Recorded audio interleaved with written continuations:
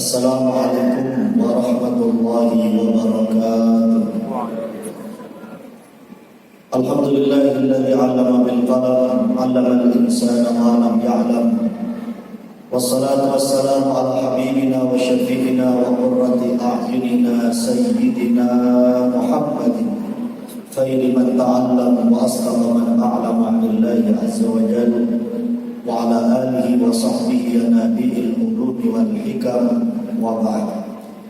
Yang kami hormati segenap pengurus takmir Masjid Agung Baitur Rahman Kepanjen Alam, ingkang kula mulyakaken para sepuh-sepuh, para tokoh masyarakat, para alim ulama, para asatidz. Yang kami hormati segenap hadirin hadirat jamaah Masjid Baitur Rahman, sadayunipun kemawon ingkang mugi tansah pinaringan sehat walafiat, panjang umur fi taatillah wa taati Rasulillah sallallahu alaihi wasallam.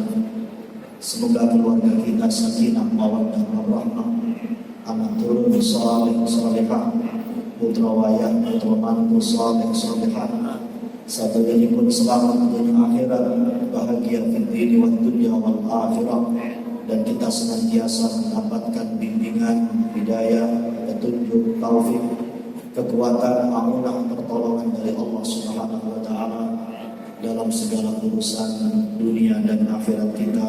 Amin ya rabbal alamin. Para hadirin hadirat yang dimuliakan oleh Allah, kita masih pada bingkai pembahasan tentang amaliyah yang terkait orang yang sudah meninggal dunia.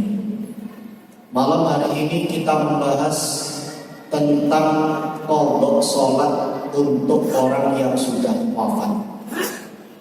Ayah meninggal, ibu meninggal, wonten derek sedo, apakah kita bisa mengqadha sholat mereka?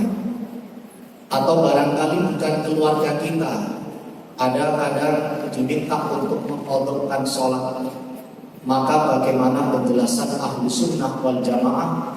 Salah satunya kita kutip dari I'anatul Talibin yang disusun di sini dalam mazhab Syafi'i, dan pasti kita akan menyebut satu nama, inggih punika Al-Imam As-Suyuti. Kesimpulan yang tulisan berbahasa Indonesia, sebagian ulama Syafi'iyah, maksudnya mazhab Syafi'i, berpendapat bahwa sholat yang ditinggalkan si mayit, maksudnya orang yang telah wafat, boleh diqadha oleh ahli warisnya, baik sebelum meninggal dunia dia berwasiat atau tidak. Kesimpulan, berarti di sini ada khilaf, ada perbedaan pendapat di antara para ulama dalam mazhab Syafi'i. Kita baca dalam I'anatul Talibin faidatun, suatu penjelasan. Man mata wa alaihi sholatun fala qadha'a wala fidyatan. Barang siapa meninggal dunia, maka atasnya tidak ada kewajiban sholat, tidak ada kewajiban qadha, dan tidak ada kewajiban fidyah. Ini pendapat umumnya. Pendapat mayoritas mengatakan tiang setor pun tentu dia tidak bisa sholat tapi disolati. Bagaimana dengan sholat yang menjadi tanggungannya? Menurut pendapat jumhur mayoritas boten saged diqadhaaken. Demikian juga tidak perlu dibayarkan fidyahnya. Pendapat nomor 9. Wa fi qaulin kajam'i mujtahidin annaha tuqda'an, dan menurut pendapat yang lain sebagaimana dijelaskan oleh sekumpulan para ulama ahli ijtihad, annaha tuqda'an, bahwasannya mayit atau orang yang meninggal dunia yang meninggalkan sholat itu diqadhakan untuknya. Artinya bisa diqadhakan. Yang sepak sedo putra-putranya musyawarah mikir, Oh ternyata bapak ini punya tanggungan sholat, maka dikodokkan. Ini menurut pendapat yang kedua bisa. Alasan dan argumentasinya apa? Li khabaril Bukhari wa ghairihi wa min thamma ikhtarahu jam'un min a'immatina. Berdasarkan satu hadis yang diriwayatkan oleh Imam Bukhari dan lainnya, dan itulah yang kemudian dipilih oleh sekelompok ulama dari imam-imam kita. Imam kita maksudnya dari kalangan mazhab Syafi'i. Wa fa'ala bihi as-Subki an ba'di aqaribihi. Al-Imam as-Subki melakukan qadha salat an ba'di aqaribihi untuk sebagian kerabat beliau. Jadi pendapat yang kedua ini dipilih oleh sebagian ulama mazhab Syafi'i, bahkan Imam As-Subki mempraktekkannya ketika kerabat beliau ada yang meninggal dunia. Beliau melihat kok ada kewajiban qadha, maka beliau mengqadhakan sholat sebagian saudaranya yang telah meninggal dunia itu. Wa naqala Ibnu Burhan 'anil qadhi annahu yalzamul wali in khalafa tarikatan an yusalla anhu kasawmi wa fi wajhin alaihi kathirun min ashabina annahu yut'amu an kulli salatin muddan. Niki pendapat yang ketiga dinukil oleh Ibnu Burhan dari pendapat Al-Qadim, pendapat lama Imam Syafi'i, bahwa wajib lazim seharusnya bagi seorang wali jika dia meninggalkan harta peninggalan untuk disolatkan atasnya, disolatkan untuknya, maksudnya diqadhakan. Kasaumi seperti puasa, wa fi wajhin alaihi kathirun, dan dalam satu wajah atau segi yang juga dipraktekkan, dipilih oleh kebanyakan ulama min ashabina, dari kalangan ulama mazhab Syafi'i, annahu yut'amu an kulli salatin muddan, bahwa untuk setiap satu sholat disedekahkan fidyah satu mud, diberikan kepada fakir atau miskin. Ini berarti versi pendapat yang ketiga. Kalau seandainya almarhum punya harta peninggalan, maka diambil dari harta peninggalan itu untuk membayar fidyah sebagai tebusan sholatnya untuk satu sholat sebesar satu mud makanan pokok. Satu mud makanan pokok. Makanan pokok kita apa? Dengan dalam beras. Dano sekul sing asale napa? Sing asale beras. Berarti makanan pokok beras. Satu mud, bukan berarti berasnya dimud atau berarti. Satu mud itu ukuran lama. Kalau dikonversikan sekarang, ada yang mengatakan 6 on, ada yang mengatakan 7 on. 7 on. Kalau seandainya praktek hitungan, misalnya bapak niki teng rumah sakit 3 dinten.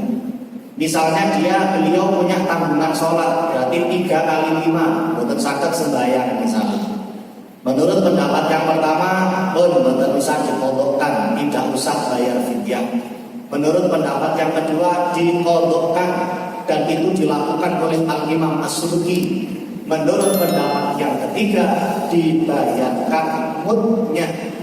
Kalau satu mud 7 on, satu hari ada 5 kali sholat, berarti 7 on dikali 5. Kita nego 3,5 kilo, leres.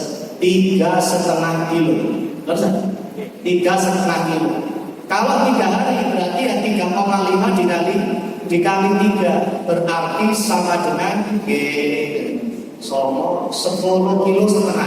10,5 kilo. 10,5 kilo kalau 3 hari, dan seterusnya monggo dihitung piyambak kalau kemudian kita menggunakan pendapat yang ketiga. Sing kula pilih pundi? Pertama, mari semuanya kita memperhatikan kewajiban sholat. Yang kedua, kalau memang ada kerabat yang meninggal punya tanggungan sholat, maka menurut pendapat yang hati-hati, lek kepingin maksimal, dipotokan, dibayarkan mutnya. Itu kalau seandainya sing ditinggalakan sembahyang seminggu, 2 minggu. Tapi lek petang tahun, mute iso berhasil sak perbarang gitu ya. Maka kembali ke hal yang pertama, mari kita memperhatikan kewajiban sholat dan kita ingatkan anggota keluarga kita tentang kewajiban sholat ini.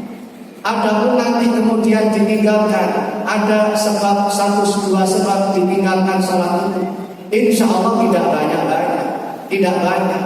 Mungkin lupa, mungkin apa, insya Allah tidak banyak. Yang penting kita kembali ke alun yang pertama. Kita memperhatikan kewajiban sholat. Yang pertama, ya ayyuhalladzina amanu qu anfusakum wa ahlikum nar. Wahai orang-orang yang beriman, jagalah dirimu dan keluargamu dari siksaan api neraka. Sedangkan yang pertama kali di alam akhirat nanti yang akan dimintai pertanggungjawaban untuk kita semuanya adalah kewajiban sholat. Awwalu ma yuhasabu bihil abdu yaumal qiyamah as-shalah. Yang kedua, kita sering menilai Fir'aun itu jahat, Qarun itu Haman, Qarun itu jahat, Haman itu jahat. Ternyata dalam satu keterangan, orang yang tarikus sholat, meninggalkan sholat di neraka nanti dikumpulkan bersama Qarun, Fir'aun, Haman. Padahal selama ini ya kita kurang apa jahatnya Fir'aun itu, sampai mengaku sebagai Tuhan. Tidak hanya Tuhan, Tuhan yang paling tinggi. Ana rabbukumul a'la, aku adalah Tuhan yang paling tinggi. Ternyata naudzubillah min dzalik, tarikus shalah, orang yang meninggalkan sholat selama hidupnya, dia di neraka, dikapling bersama Fir'aun. Allahumma ajirna minan nar. Semoga kita, keluarga kita semuanya dihindarkan dari siksaan api neraka. Ada satu ayat, ma salakakum fi saqar. Hai fulan, apa yang menyebabkan kamu disiksa di dalam neraka? Qalu lam naku minal musallin. Mereka menjawab, dulu ketika kami hidup di dunia, kami tidak melaksanakan sholat. Jangan sampai di antara anggota keluarga kita ada yang sampai meninggalkan kewajiban sholat. Surat Maryam ayat 59, Gusti Allah dawuh, fa khalafa min ba'dihim khalfun adaa'us salata wattaba'us syahawat fasawfa yalqawna ghayya. Akan datang suatu generasi di mana generasi ini memiliki 2 sifat. 2 sifat itu sayangnya semuanya julun, tak cair.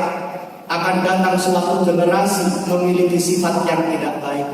Yang pertama, adha'us shalah, menggampangkan, meremehkan kewajiban sholat. Bahasa kita mboten enten angin, mboten enten udan, moro-moro gak sembahyang. Bahasa fikihnya, tidak ada udzur syar'i, dia mudah meninggalkan sholat. Gara-gara hobinya dia meninggalkan sholat. Kalau menurut surat Maryam ini, akan datang generasi yang seperti ini, yang menggampangkan kewajiban sholat. Menurut surat Maryam ayat 59 ini, generasi ini akan datang. Tapi kalau kita perhatikan di sekitar kita, masyarakat kita, atau mungkin secara umum daerah kita, generasi yang gampangkan kewajiban sholat ini sudah datang atau belum datang? Sudah datang. Gara-gara melean, gak sembahyang subuh, jam itu kaitan usolli fardhu subha, subuh dan duha. Niki sih mending merasa ada kewajiban Allah, kadang gak sembahyang kabar, lah seperti tidak ada apa-apa. Orang tua mengingatkan anaknya, ayo jodinan HP ae, meneh sekolah. Nasihat ini lagi dipikir saya, tapi lagi didetilakan tasik kira belum ideal. Ayo jodinan HP ae, meneh sekolah. Akhirnya yang dipikir oleh anak kita Anak-anak umat Islam itu tangi isu lek mene sekolah, lek raya dino Ahad, dino Minggu, lek juga kula dino Jumat raya. Mantul waten akhirnya sing dipikir dino Minggu gak kudu tangi isu soale mene subuh, soale dino Ahad libur boten sekolah. Akhirnya yang dia pikir lek malam Minggu melekan suapet jam itu kayak mateni lampu teras sing mateni bapaknya, berarti bapaknya yang biasa gak sembahyang, merasa hari libur gak kerja. Maka nasihat kita ganti praktek wa'mur ahlaka bis sholati wastabir 'alaiha la nas'aluka rizqan nahnu narzuquk. Perintahkanlah keluargamu untuk sholat, sabarlah ketika kamu mengawasi sholat anakmu, sabarlah ketika kamu menegakkan sholat di tengah keluargamu. Dawuhipun Gusti Allah, la nas'aluka rizqan, aku tidak minta rezeki kepadamu, nahnu narzuquk, kami dawuhipun Gusti Allah yang akan menjamin rezekimu. Dawuhipun ulama ahli tafsir, para ulama ketika menafsirkan ayat ini berkeringat. Berkeringat itu maksudnya mikir, soalnya apa? Antawis perintah kali dampak ketoke mboten nyambung, ketawisi mboten nyambung. Perintahe sholat, perintahe awasono anakmu anggone nglakoni sholat, tapi dampaknya rezekinya bakal dijamin oleh Allah Subhanahu wa taala. Kan kadose mboten nyambung, wong kula lan panjenengan sedanten sembahyang mboten niat nyambut damel. Tapi ternyata siapa yang sholat, mengawasi sholat keluarganya, dijamin rezekinya oleh Allah Subhanahu wa taala. Ini kados perintah dengan dampak sing boten nyambung kados ngene. Nek jaman singen tiyang Sepang ngandani yugane putrine, ayo dong lek nyapu sing bersih, engko lek awakmu nyapu nek gak bersih bojomu brewok. Itu kan boten nyambung, antawis nyapu gak bersih kok oleh bojo brewok. Kadang dijawab kali gendute, anjen aku kepengin sing brewok apa? Anjen kepengin sing brewok. Ternyata di Quran ada ayat yang seperti itu. Tapi kalau yang memfirmankan adalah Gusti Allah, kula lan panjenengan sedanten yakin apa boten yakin? Yakin. Pasti kalau kita mengawasi sholat anak kita, keluarga kita, dijamin rezekinya oleh Allah. Dan rezeki itu jangan hanya dinilai sebagai sebentuk materi belaka. Rezeki tidak hanya uang, tapi kesehatan, waras, seger waras. Niki rezeki napa mboten? Percuma duit 2 M tapi mangan tempe mawon mboten nangsa. Pun mboten saged dahan napa-napa. Pun disonde kali. Wis akhire ngelek niki lho mboten saged. Ngelek mboten saged. Pun mboten saged ngraosaken napa? Pete mboten saged ngraosaken sambal terasi. Karena sudah tidak lewat lidah dan tenggorokan. Maka rezeki ini tidak harus semata kita nilai uang dan sesuatu yang bersifat materi. Rezeki insya Allah keberkahan dunia dan keselamatan akhirat kita. Allahumma amin. Kita awasi anggota keluarga kita bagaimana mereka melaksanakan sholat. Sayyid Muhammad bin Ali Al-Maliki pernah ditanya, Sayyid, bagaimana cara saya membangunkan anak saya untuk melaksanakan sholat subuh? Sayyid Muhammad menjawab, bangunkan. Kalau tidak bangun, bangunkan. Kalau tidak bangun, bangunkan. Kalau tidak bangun, bangunkan. Suara beliau makin meninggi. Ini sebuah isyarat, pekson anakmu sampai tani, sampai dibentak pun tidak apa-apa. Sesemangat kamu menyelamatkan dia dari siksaan api neraka, sesemangat suaramu membangunkan anakmu untuk melaksanakan sholat subuh. Akan datang suatu generasi yang mereka mudah abai meninggalkan kewajiban sholat. Gara-gara balbala yubalbilu balbalan. Gara-gara balbala, berapa orang yang meninggalkan sholat? Kanjuruan almarhum pun balik di bangun balik. Kanjuruan ini lagi full water pinter kapasitasnya 30.000. Kalau tingali jam 10 pes bal-balane jam 3. Jam 10 pes sing sak derenge kanjuran almarhum kan dadi teori makan malih. Jam 10 pes niku kan berangkat di Malang. Dohire pun damel celana endek. Manten ngoten wis konvoy jam 10. Sembayang dhuwur napa mboten? Wallahu a'lam. Sak derenge jam 3 pun mlebet stadion. Kapan sembayang asar? Buyaran bal-balan jam 5. Nopo moro Baitur Rahman full kali Omis Nadir kan. Nopo Baitur Rahman moro full kambian biru kabeh. Also maksimone ana kelihatan Omis Nadir. Isa hasil konvoy. Sembayang nopo mboten wallahu a'lam. Kita bukannya seudon, hanya sekedar berburuk sangka. Berdoa. Kulo nggih seneng banget, tapi jangan sampai mengalahkan kewajiban. Monggo ningali bal-balan, punya hobi apa, bulu tangkis, badminton, monggo mawon. Tapi jangan terlalu cinta. Tiang sepah nyanjani le awakmu nyenengi apa wae, ojo nemen-nemen. Cek gak dadi pangeran. Awakmu nyenengi apa wae, ojo nemen-nemen. Cek gak dadi pangeran.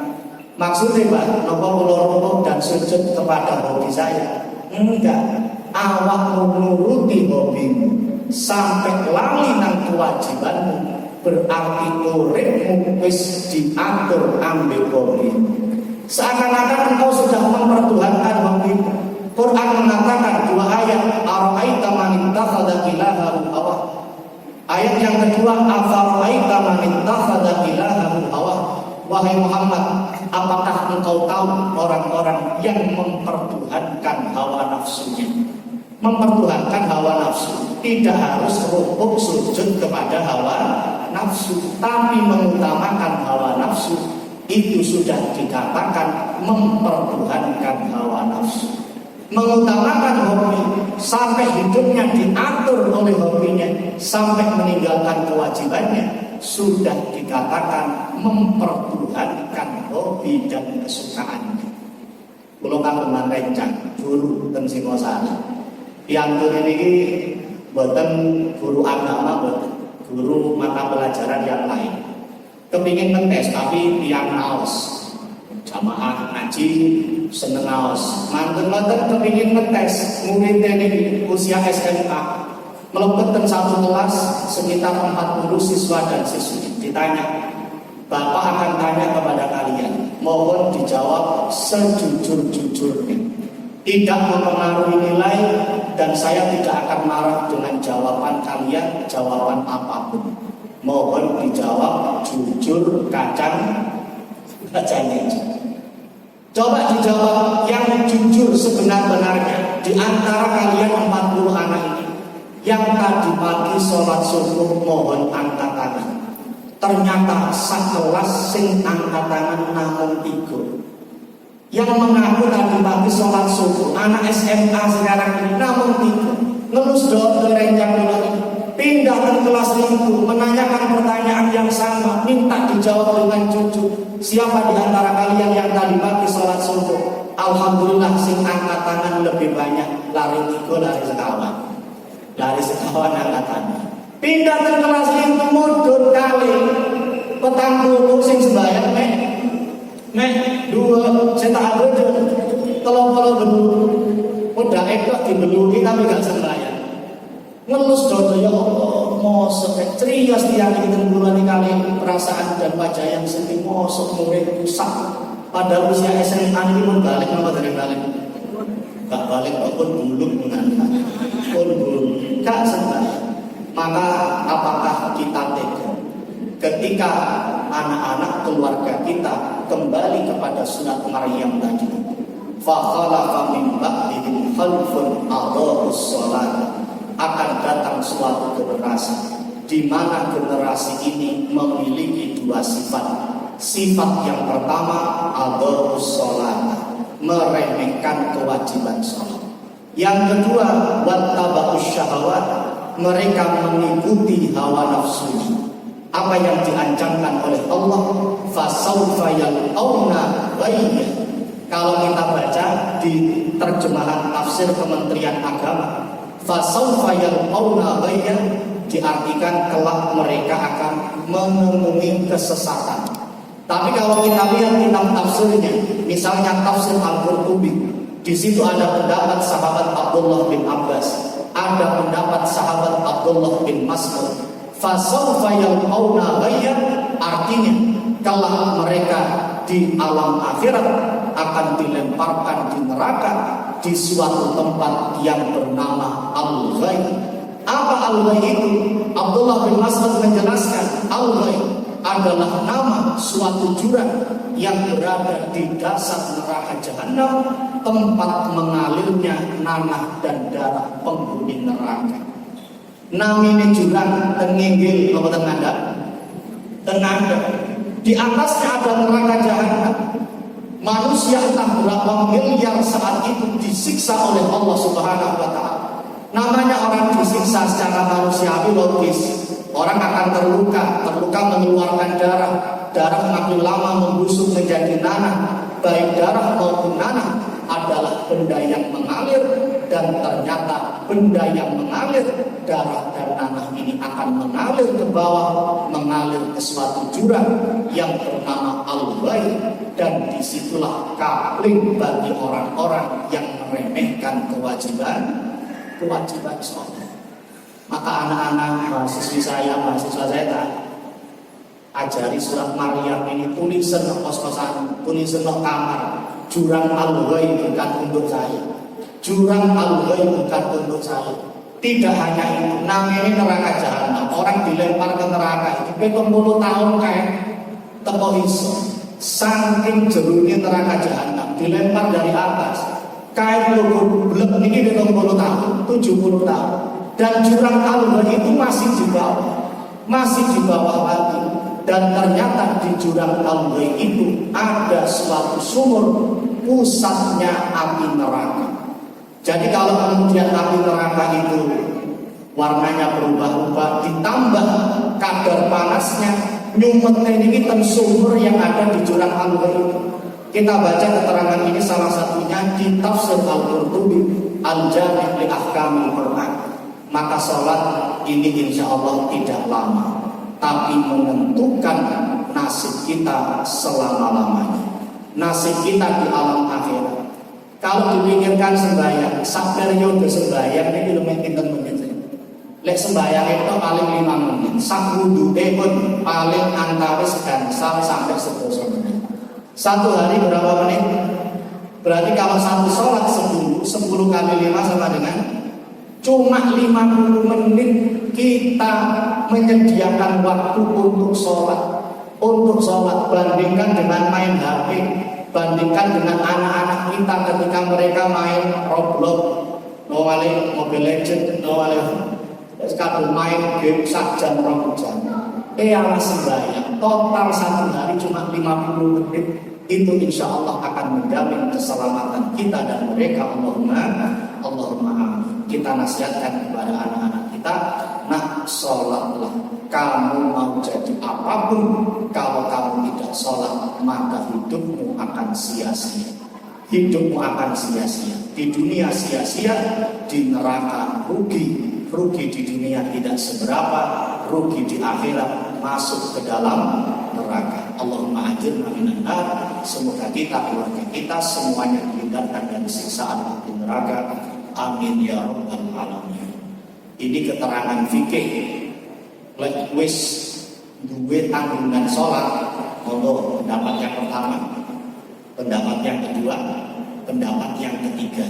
Kita tidak tahu mana yang berlaku dan bermanfaat untuk almarhum. Ya kita yang masih hidup, mumpung senyampang ini ada kesempatan, tak bayar fidyah. Tapi bayar fidyah kalau cuma 7 hari meninggalkan, 7 hari sakit kan tasik takjub. Tapi lek mau hitung tahun tak pikir-pikir biar orang dulurku ini misalnya fulan ini tak sembahyang mulai SMA ya, langsung tak bayar fidyah. Jadi dikodok bayar termasuk kita. Barangkali wonten pertanyaan sing enten Masjid Jami, Ustaz, kula sing ngene iki rada nakal. Napa Pak? Pas SMA sing kula niku mboten nate sembahyang. Kula rada nakal, Ustaz. Kula jawab mboten rada nakal, Pak. Anjen jenengan iki napa? Caranya untuk pripun Ustaz? Tumut mazhab Maliki, tumut mazhab Syafi'i. Kalau ikut mazhab Maliki, 1 kali waktu sholat, sholatnya 3 kali. Kalau ikut mazhab Syafi'i, 1 kali waktu sholat, sholatnya 2 kali. Dengan rincian gimana? Kalau 3 kali, yang 1 adaan, 2 yang terakhir qodaan. Menurut Syafi'i, 2 kali, 1 kali adaan, 1 kali qodaan. Selama berapa hari? Ya selama berapa? Menurut keyakinan panjenengan boten sembahyang. SMA 3 tahun, gitu 3 tahun sembahyangnya PKW. Zuhur PKW, setunggal adaan, setunggal qodaan. Kenapa sih kok 3 dan 2 menurut ulama ini? Nanti misalnya seandainya di tahun kedua dereng lunasi posisi saya 2 tahun, kok sampun tinakdir takdir wafat sedo kedahuluan, nyawanya diambil oleh Allah Subhanahu wa taala, sudah bisa menjadi argumentasi jawaban di hadapan Allah Subhanahu wa taala. Sudah bisa menjadi jawaban. Kula sakjane Gusti Allah pun badhe mondok salat dulu. Pun badhe mondok salat dulu. Tapi tasih kirang 2 tahun pun sedo. Pun sedo. Boten usah ditambahi panjenengan Gusti Allah dicabut riyen Allah. Kirang 2 tahun kula pun berusaha untuk mazhab Maliki Gusti Allah. Tapi dereng lunas. Kula pun berusaha untuk mazhab Syafi'i, tiap kali waktu sholat 2 kali. Tapi argumentasi. Orang meninggal dunia kemungkinannya 2. Yang pertama, sedo betul dosa nih sampun disepur. Semoga kita termasuk kelompok yang pertama ini. Sedo betul dosa nih sampun disepur. Siapa di antara kita yang tidak pernah salah? Kalau langgan dengan standar, dosa ini gede nawa kada? Dosa ini gede nawa kada? Saat temennya betul bisa dijawab. Walaupun semua rapat dosa bulan ini kan. Kemungkinan yang pertama, tiang sedo betul dosa ini sampun disepuro, sholatnya beres, kosone beres, dan seterusnya. Punya salah ke yang lain sudah beres, sudah minta maaf, hak adami hakullah pun beres. Tapi kemungkinan nomor kali wonten tiyang sedo beto dosa tasih dereng disepuro. Padahal ambane penting. Sedangkan amal perbuatan, pintu amal sudah tertutup, pintu taubat sudah tertutup. Al-Quran mengatakan waqidun fadkhuluha khalidin. Kamu sudah bersih, kamu sudah suci, masuklah ke dalam surga selama-lamanya. Menurut ayat ini, sebagian ahli tafsir mengatakan orang yang masuk surga itu syaratnya sudah bersih dari dosa. Lah padahal yang nomor kali ini sedo betul dosa ini tasih dereng disepuro. Kalau dia mukmin muslim, dia saat dari ini melebat neraka swarga diumbah dhisik. Cuma masalah yang membaik betul lepen berantas, membaik neraka naudzubillah min dzalik. Dan kita tidak boleh punya cita-cita transit di neraka. Apa-apa sedina neraka. 1 hari di neraka sebanding dengan 50.000 tahun lamanya. Ayo sedina neraka 50.000 tahun. Siksaan paling ringan orang yang ada di dalam neraka ketika api hanya menyentuh mata kaki, menyentuh polok. Meskipun api hanya menyentuh mata kaki, tapi yang mendidih adalah otaknya. Dalam hadis Sahih Bukhari, misalnya wonten tiyang sedina nang neraka, siksaannya paling ringan, berarti 50.000 tahun utek umep. Naudzubillah min dzalik. Maka mari banyak membaca doa juga yang bisa menghindarkan kita dari siksaan api neraka. Allahumma inna nas'aluka ridhaka wal jannah wa na'udzubika min sakhatika wan nar. Siapa yang membaca doa ini sebanyak 3 kali, siapa yang membaca doa ini sebanyak 3 kali, maka surga dan neraka yang akan mendoakannya. Surga akan berdoa seperti apa? Ya Allah, masukkan dia ke sini, masukkan dia ke sini, kata surga. Neraka juga akan berdoa, ya Allah, jauhkan dia dari sini, jauhkan dia dari sini, jauhkan. Berarti yang mendoakan justru surga dan neraka. Doa yang biasa kita baca di bulan Ramadan, tapi sebenarnya di luar bulan Ramadan juga dibaca. Allahumma inna nas'aluka ridhaka wal jannah wa na'udzubika min sakhatika wan nar. Ya Allah, sesungguhnya aku mohon kepadamu ridho dan surgamu, dan aku mohon perlindungan kepadamu dari kemurkaanmu dan dari neraka. Bapak Ibu sekalian, yang terakhir penjelasan untuk bab fidyah ini. Kalau kita mau pakai pendapat yang ketiga, sakno paklik, sakno paklik, usul terjuga-yugane, ayo bayar no fidyah, sak sombayang, sak solatan, pinter loh, satu mut beras berarti lek hati-hati 7 pon misalkan, pirang dino bapak sampeyan gak sembayang sanjang tengonangan, ya wis bayar. Itu dengan syarat kalau infolafat tarikatan, meninggalkan tarikat, harta peninggalan. Harta peninggalan itu tarikat. Dulu pernah kita sampaikan apa yang harus kita lakukan terhadap tarikat atau harta peninggalan itu. Wonten ranking, wonten sebarang langsung dibagi waris wonten. Nomor setunggal mu'natut tajhiz, biaya perawatan jenazahnya. Mungkin beli kafan, biaya ngeduk, nopo niki liang lahannya atau beli maesannya dan seterusnya. Tapi biasanya sudah ada iuran RT atau RW. Tapi seandainya belum, ambil biaya perawatan jenazah dari harta peninggalan almarhum atau almarhum. Yang kedua dan ketiga hutang. Yang kedua itu hutang kepada Allah, yang ketiga hutang kepada sesama manusia. Ada lagi yang membedakan hutang. Yang kedua hutang yang sudah jatuh tempo, yang ketiga hutang yang belum jatuh tempo. Ada lagi yang membedakan. Yang pertama hutang yang bisa langsung dicairkan dari harta peninggalan, diambil. Tapi yang ketiga hutang yang masih menunggu jual barangnya. Tapi kalau bab ini sholat adalah hutang kepada Gusti Allah. Menurut pendapat yang kedua, bayar mut untuk satu sholat, satu mut, itu menurut pendapat yang ketiga adalah jenis hutang yang kedua. Jenis hutang yang pertama, ranking untuk menyikapi harta peninggalan, ranking yang kedua. Yang pertama biaya perawatan jenazah, yang kedua hutang kepada Allah, mungkin juga sholat. Menurut pendapat yang ketiga, mungkin juga puasa. Nanti puasa kita bahas berikutnya, insya Allah pertemuan berikutnya. Yang ketiga hutang kepada sesama manusia, bereskan dulu. Yang keempat wasiat, yang kelima waris. Waris itu ranking terakhir, jangan kesusu bagi warisan. Bagi warisan itu gampang, ilmu sa'ah, ilmu sa'jam. Bagi warisan itu gampang. Sing angel itu warisan sinten sing dibagi dengan orang sering rancu antara wasiat dengan waris. Wasiat itu syaratnya dua. Yang pertama tidak boleh diberikan kepada ahli waris. Yang kedua syarat wasiat tidak boleh lebih dari sepertiga. Dua syarat ini tujuannya apa? Supaya tidak mendolimi ahli waris.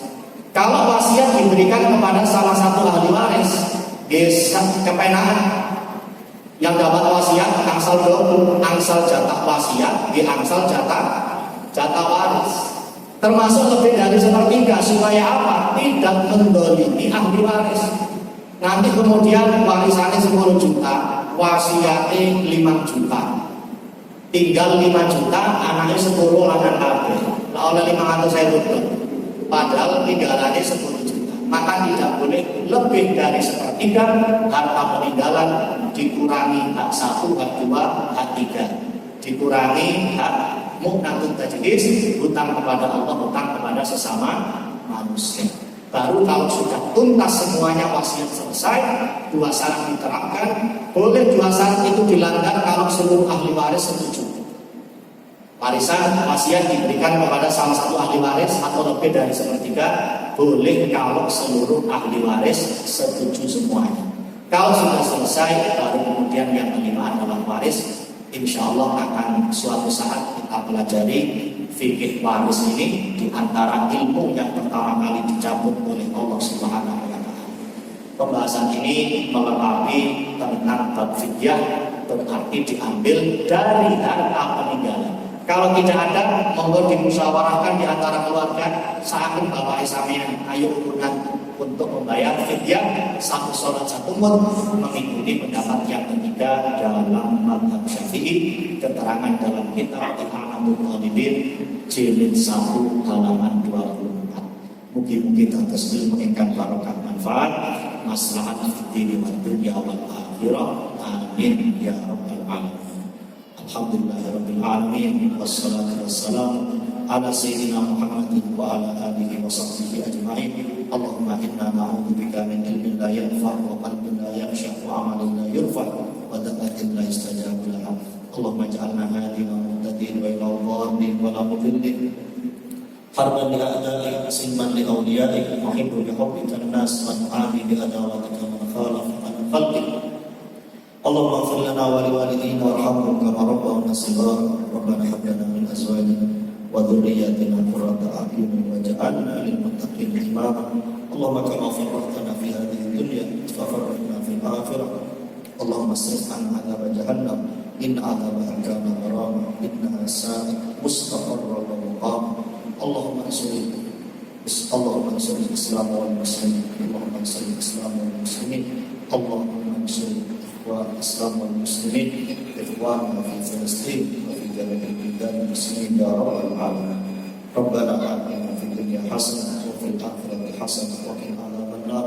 Jazallahu ala sayyidina Muhammadin sallallahu alaihi wasallam wa ahlihi wa sallallahu ala sayyidina Muhammadin wa ala alihi wasallam. Subhanallahumma wa bihamdika asyhadu an la ilaha illa anta astaghfiruka wa atubu ilaik. Rabbana taqabbal minna wa rabbana istighfar.